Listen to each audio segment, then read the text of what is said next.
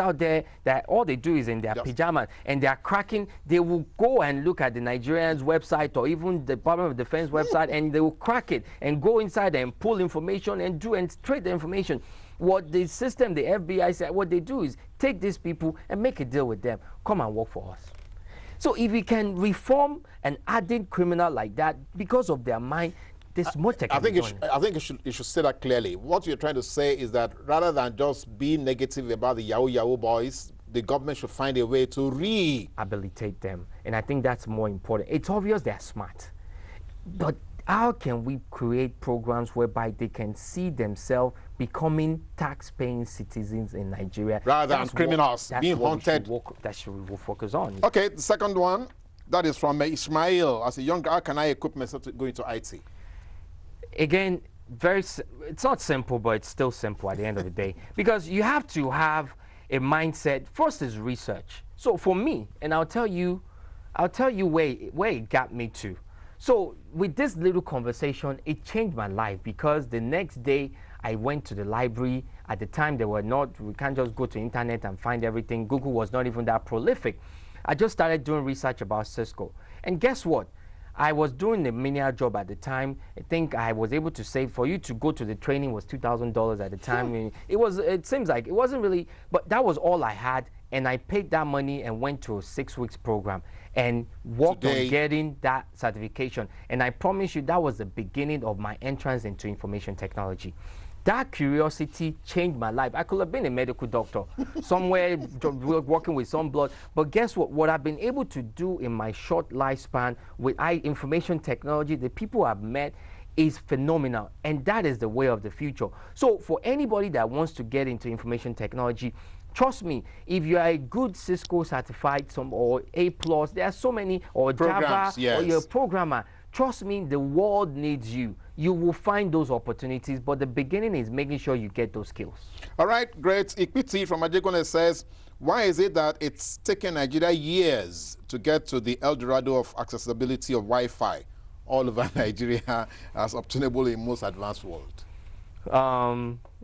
It's obvious. That's it. That's a different. Well, people need to be able. Is the brains behind Wi-Fi is just a technology. Yeah. The adaptability and the investment being made, it's fueled by private entities most of the time.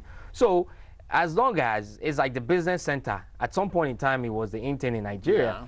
As long as people see it as profitable, they will do that. There's so many technologies beside Wi-Fi that can actually enhance what we do in Nigeria, but that's a much more complicated problem. You and different can actually go into technology and own licenses to be able to employ people and do stuff, and those are the opportunities. A lot of Nigerians that even in information tech don't even know the licenses that exist in the spectrum, and which is why you see foreigners always just come in and take places, because even we Nigerians don't even know the opportunities right in front of us. So it goes back to one thing: research and just ability to solve problems, and just go and read and just do your research. Okay, Chimamanda from Ikoyi, we really do have intelligent and well-meaning youths in this country who want to be employers of labor. But from what we have seen, the environment do not encourage these youths. What should be done? I would say it's one of my regrets of the Nigerian project that such statement can be made, but it is true. When we have programs that are compensating ex-militants, and I don't say this to, and we are letting go of majority, then we have our priorities wrong. We talk about regionalism and all these different structures. Those are just structures of governance. And again, this is not the forum for that. But what we can make sure we do is to make sure that we have the right people in power. Your national House of Assembly member, your rep, know them and what they stand for. And it's by the interaction with them that you can tell them your issues.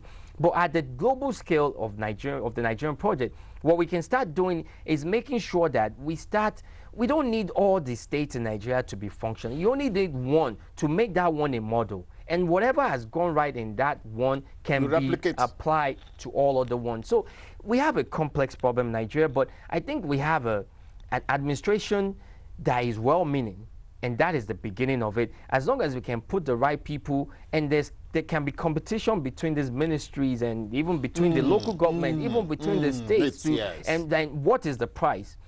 The price is that youths like yourself can come and say, oh yeah, this is my hero. It did this for me. It did this for me. My leader at the time in the county in America that gave me the opportunity to use the incubator that made me what I am to. I will never forget that person. And we can say the same story here in Nigeria. Now, that brings us back to the responsibility of the followers in governance. I've had guests on this show who have actually said the problem of leadership in Nigeria is the problem of followership. That Nigerians are too scared. They are too scared to ask their leaders or their representatives questions. Now, you want to agree with that or disagree with? Is that true of Nigerians? I agree for most part.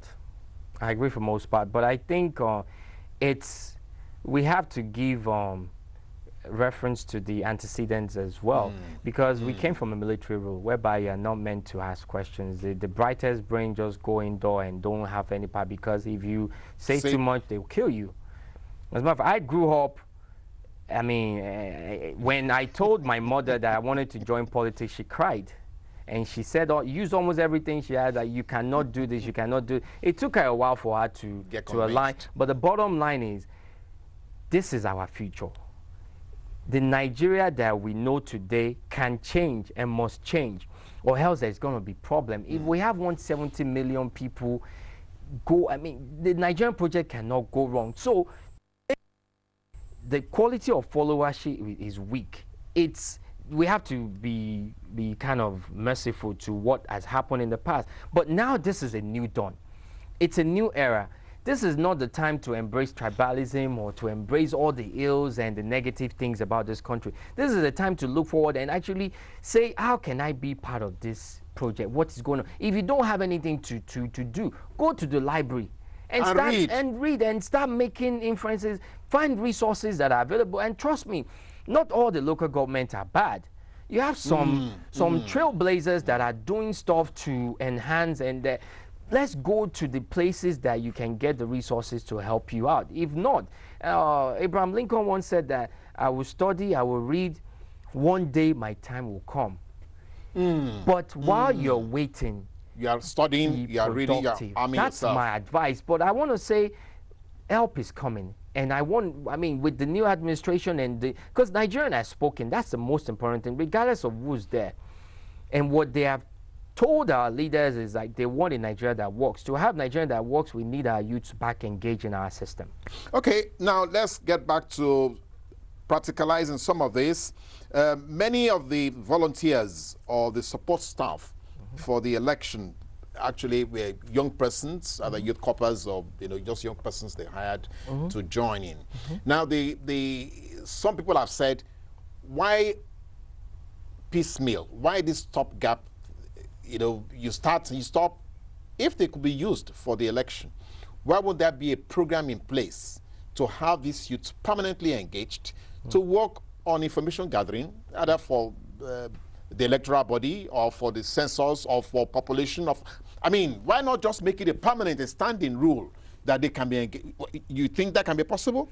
Absolutely. I think INEC has done a great job, and to every distractors that say that the youth, a typical Nigerian youth cannot be productive, that just proved them wrong.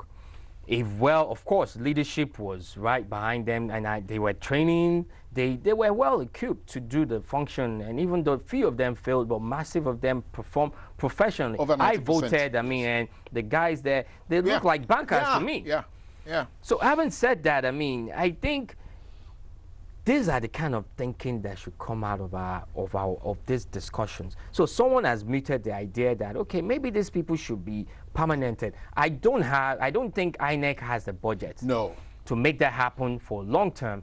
But can the president or some ministry find a way to engage these people? Those are the conversations, the problems that we're solving. If you can absorb all these people that are part of this exercise and make them part of functional this project, then it's a way forward. So I agree with the rhetoric. All right. Before we leave here, we are sure that we're going to ask you to come back again because we'd like to review maybe midstream how the new government is performing. But now that you are no longer going to be senator, are we still going to have our 10,000 jobs?